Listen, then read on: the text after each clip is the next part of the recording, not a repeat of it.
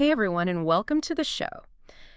For so long we've heard these whispers about midlife and about this thing called menopause, and there's so much misinformation out there and so many women just feeling unseen and unheard. Yeah, absolutely. But what if I told you that this time, this transition that we call menopause, it's not about decline? Hmm.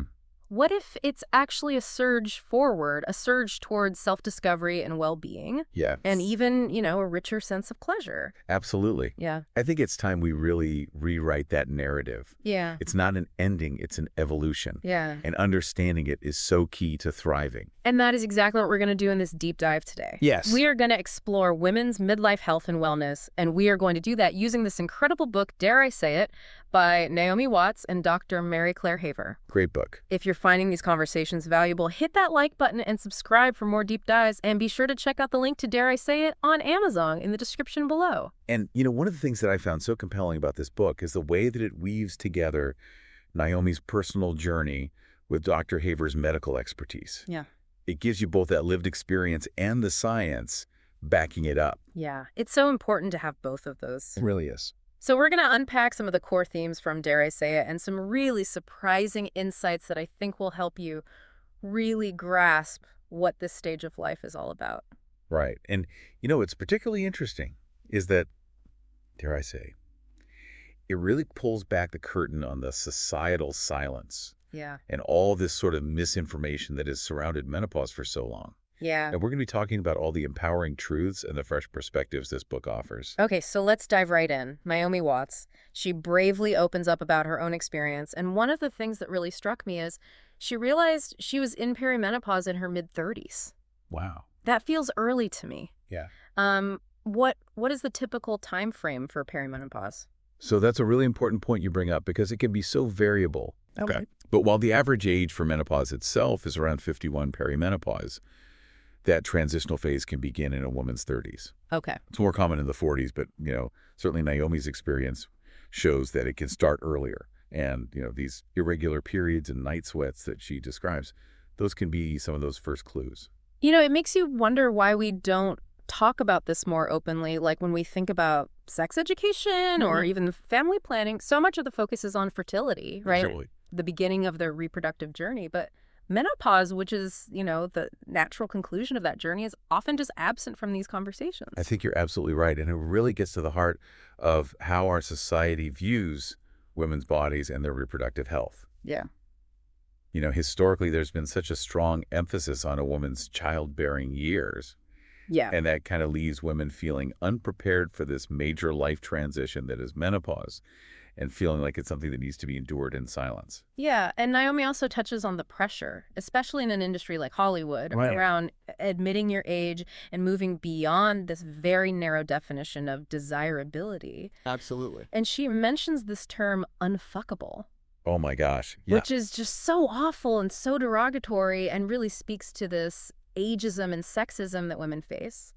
It's a brutal illustration of how a natural biological process is weaponized against women. Yeah. And it can lead to internalized ageism where women themselves start feeling ashamed or embarrassed about Yeah. going through menopause. Right. And they don't want to talk about it. They don't want to seek help because they're afraid of being seen as old or less desirable. And that just perpetuates this cycle of silence and misinformation. Absolutely, it does. Now let's talk about the medical landscape, because Watts really points out that doctors have these time constraints, Oh, yeah, for sure. which is a huge problem. And it sometimes feels like those limited appointments can lead to quicker solutions, Yeah, right. like just prescribing antidepressants or sleeping pills instead of really digging deep into the complexities of menopause.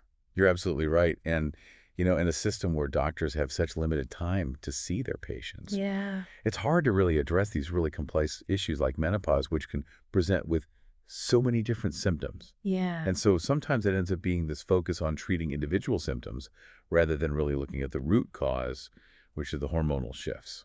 And I think this really speaks to the brilliance of how Watts approached writing this book. Yes. Because she didn't just rely on her own experience, she brought together this panel of experts, Right. gynecologists, psychologists, dermatologists, and she includes stories from so many different women going through menopause. I love that about the book. Yeah. It's so inclusive and it validates those individual experiences, Yeah. but then also gives us the evidence from the experts. Okay, let's talk about some of those physical changes, because hot flashes, who hasn't heard of hot flashes? Right. But Naomi's friend Sarah, she describes it as an electric blanket suddenly being ripped off. Oh, yeah. That sounds so intense. Very intense. What is actually happening in the body during a hot flash? So physiologically what's happening is you're getting this disruption in your body's temperature regulation system. Okay. And that's partly controlled by estrogen. Okay. So as estrogen levels decline during perimenopause and menopause, the hypothalamus, which is like your body's thermostat, Okay. it becomes much more sensitive and it misinterprets these small changes in body temperature as overheating. And then you get this cascade of events to try to cool your body down. So it's almost like a false alarm? Exactly. And that leads to the flushing and the sweating. And thankfully, the book offers some practical strategies for managing this, like wearing layers, choosing breathable fabrics, staying hydrated, avoiding those personal triggers like spicy foods or caffeine. Do these actually work? Yeah, they really can. While they might not completely eliminate hot flashes, these little things can help to reduce their frequency and intensity. So layering lets you adjust to those temperature changes. Yeah, Breathable fabrics help keep you cooler. of course. Hydration is always important. And then, avoiding those triggers can also help. Yeah. And the book even talks about keeping a fan handy or sipping cold water. You know, it's funny, Naomi, she kind of jokes that no fan can really save you, but it sounds like they actually can be helpful. Yeah, a lot of women find fans helpful. Now, there's something else that we don't talk about as openly as maybe we should, and that is genitourinary syndrome of menopause, or GSM. Right. Dr. Kelly Casperson explains this, and I learned it used to be called VSM. Right. So what are the symptoms, and why is this so linked to menopause?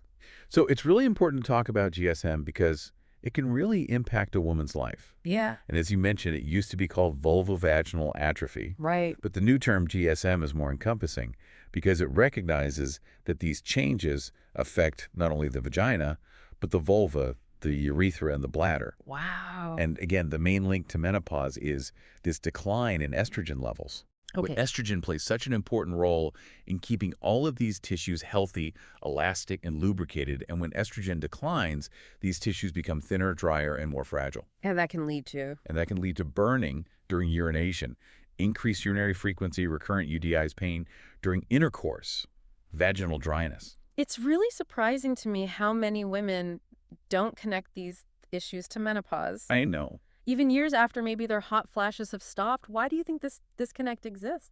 I think one reason might be that there's so much focus on the more well-known symptoms like hot flashes that these other changes kind of get overshadowed. Right. Another reason might be that these symptoms might happen years later, making that connection less obvious. Right. And then, there's also this embarrassment or discomfort Yeah. that women might feel about discussing these more intimate symptoms, and so they don't bring it up to their doctors. And these recurrent UTIs, those sound particularly frustrating. They are. And Dr. Casperson actually gives some really good advice. That goes beyond just taking antibiotics. So what's her approach? Well, she says that while antibiotics treat the infection, they can also disrupt that balance of bacteria in the urinary tract, Okay. which can make women more susceptible to future infections. Interesting. And she recommends vaginal estrogen because the thinning and drying of those tissues contribute to the UTI risk. Right. And so vaginal estrogen can help restore the health of those tissues so they're less prone to infection. Wow. She says it can reduce the risk by 50 to 60%. That's amazing. And then, of course, she also recommends urinating before and after sex and using topical estrogen creams. And then there's gastrointestinal issues, which is something that Naomi talks about, and she shares the advice that she received about really tuning into her body and potentially cutting back on things like wheat, caffeine, alcohol, sugar. Yes. So how might hormonal changes impact our digestion?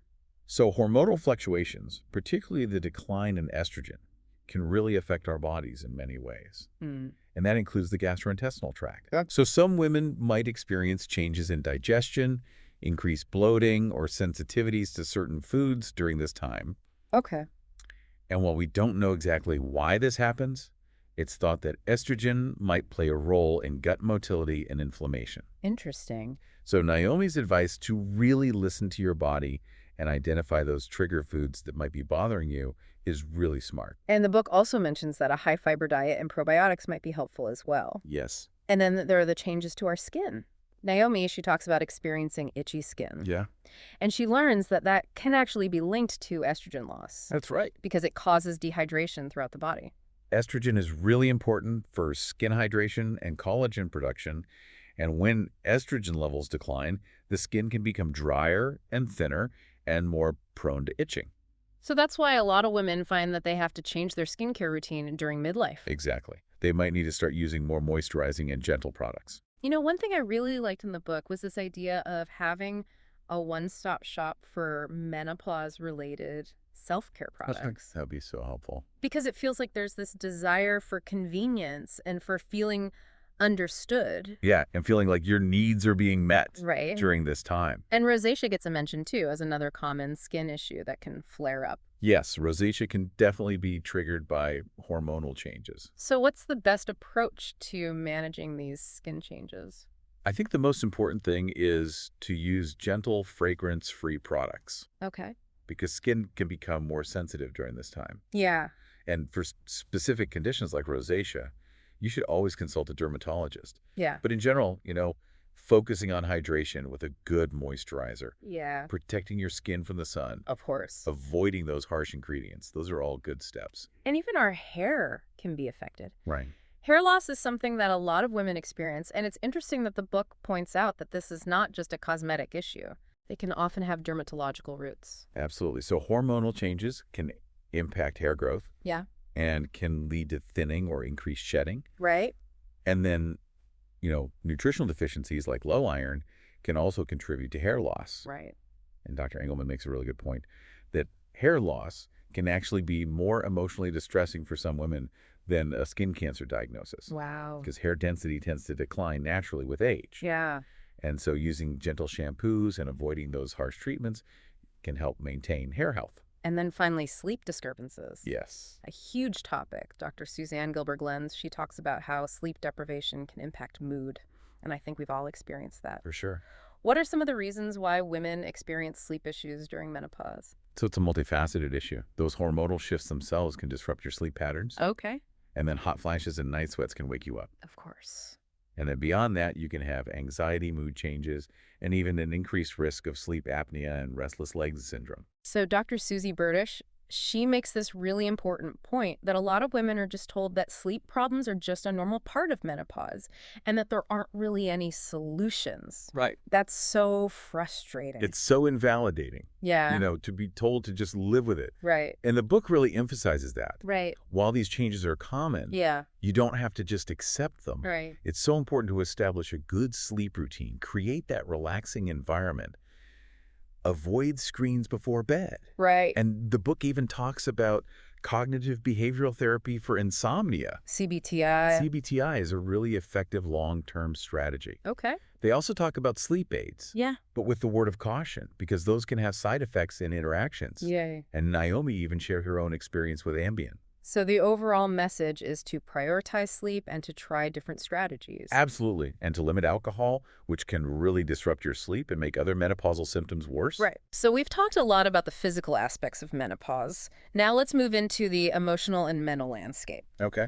Naomi, she's so brave in this book. She shares her own feelings of shame and guilt around fertility challenges in her late 30s. Yeah. And being told she was nearing menopause, Right. that had to be so hard. It really highlights how emotionally loaded this transition can be. Yeah. Because you have these societal expectations around fertility and womanhood. Right. And then you're also dealing with the onset of perimenopause, Yeah. and it can create a lot of conflict internally. Yeah, and she's so vulnerable in sharing that, and it just really makes other women feel less alone. Absolutely. Yeah. And her eventual understanding that a woman's worth is not tied to her reproductive capacity. Yeah. That's such a powerful message It is. for women to hear.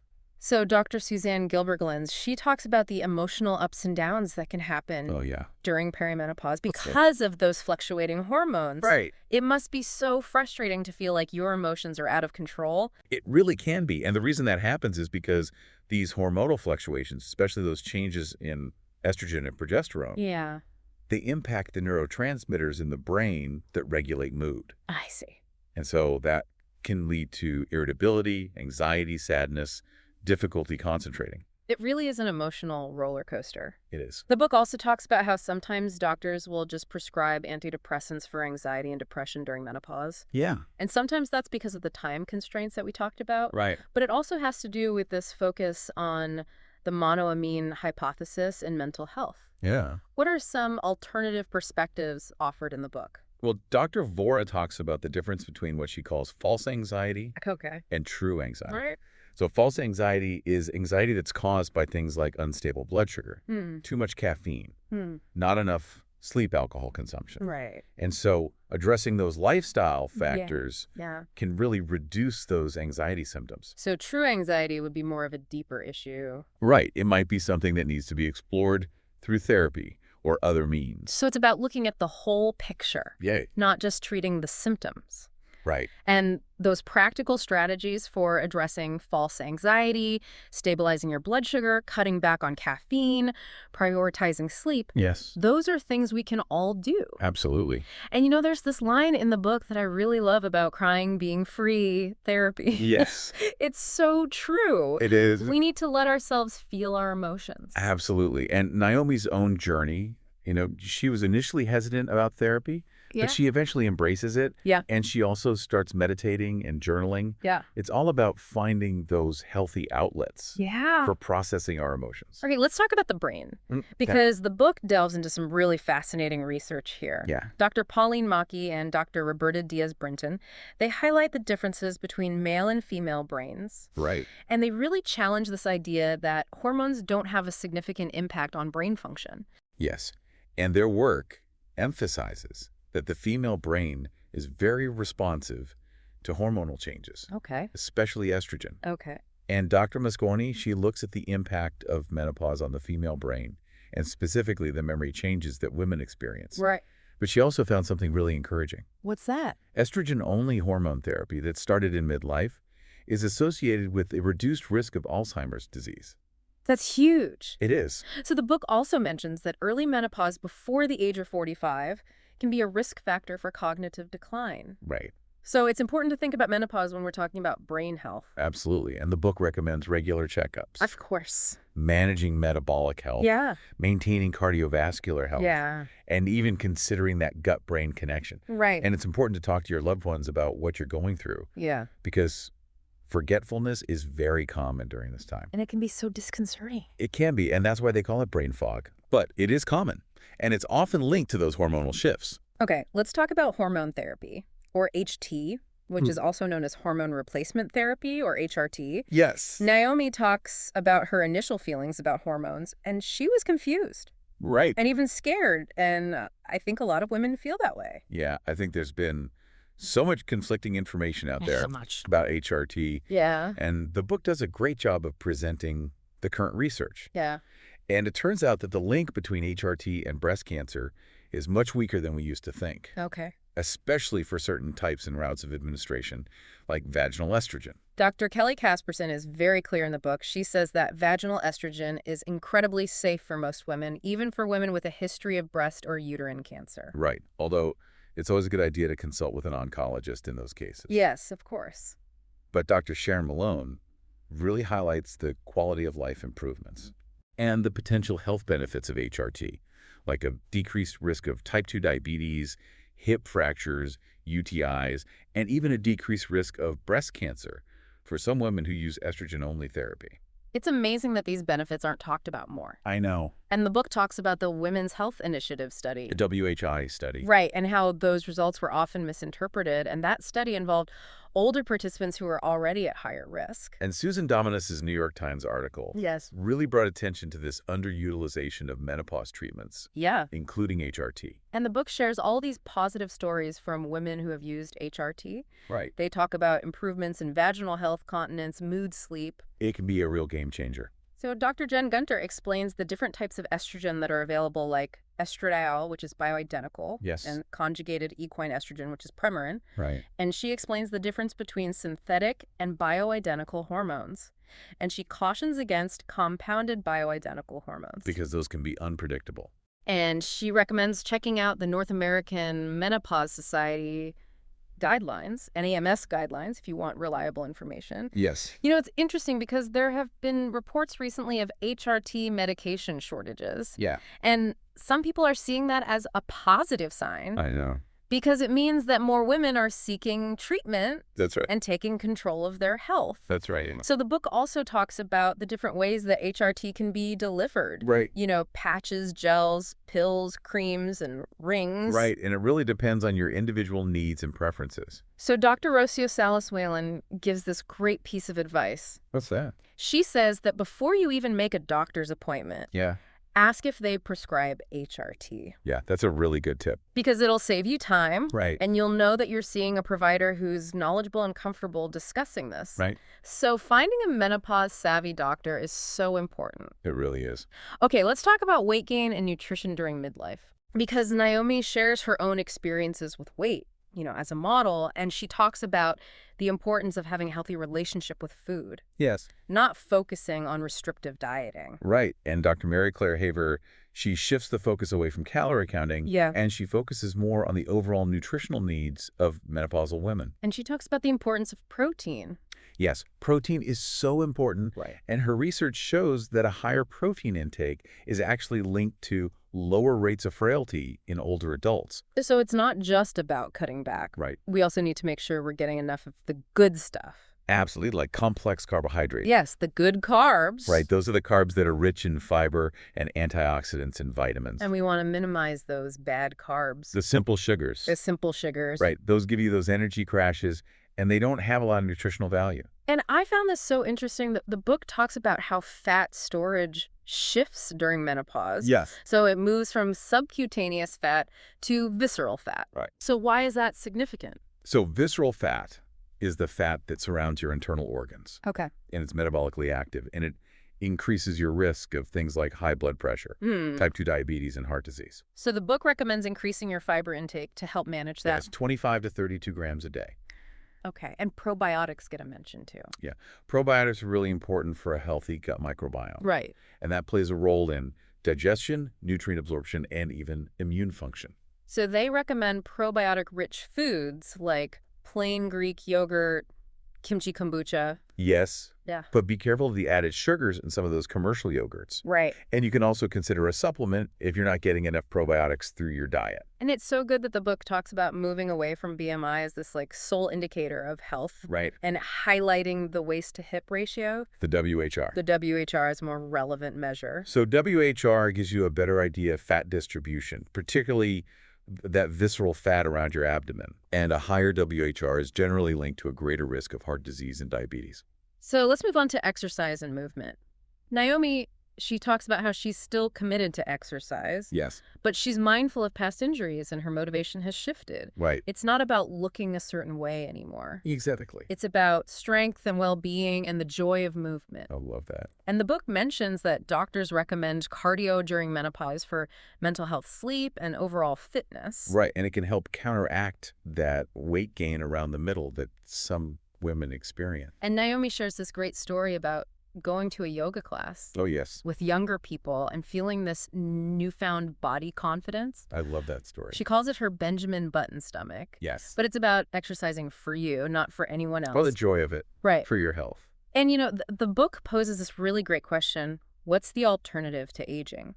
It's a privilege to get older. It is. So let's talk about relationships and family because things change. Yes, they do. During midlife, Naomi talks about how her relationship has provided support, Yeah. especially with parenting teenagers, Yeah. and that anticipatory grief Right. of the empty nest. Right. There's that collision of grief and panic. Yes. that can happen during that transition. And, for a lot of women, there are increased caregiving responsibilities, so Right. juggling children and aging parents. And Eve Rodsky's concept of the mental load is so relevant here. Yes. Because women often bear the brunt of that. Right, and that can definitely exacerbate those menopause symptoms. Absolutely. So open communication within families is so key. It is. And the book also talks about the challenges that can come up in romantic relationships. Yeah.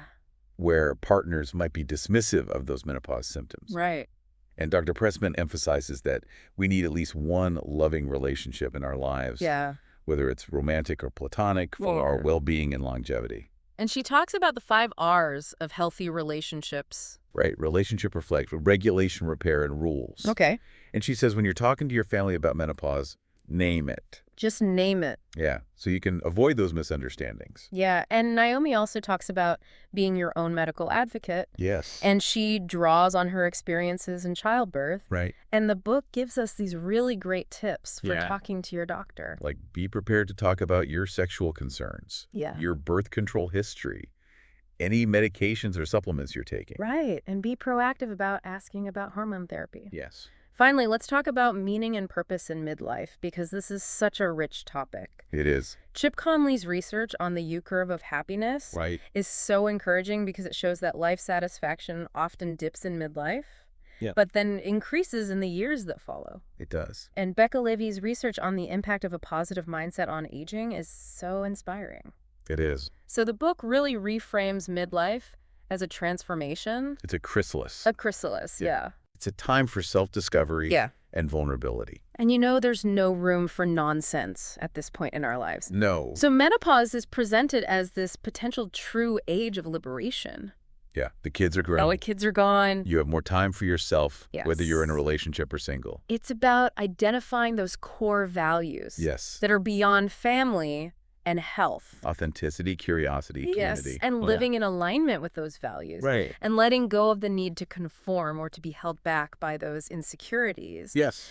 Dr. Jen Gunter's grandmother hypothesis highlights those valuable post-reproductive years for women. Right. And Dr. Taver says it can be a time to look outward Yeah. and use our experience and potential to make a difference in the world. So it's about reflecting on those past accomplishments. Yes. Finding peace with what we've achieved. Right. And trading that chaos of our earlier years Yes. for the wisdom and the presence that midlife can bring.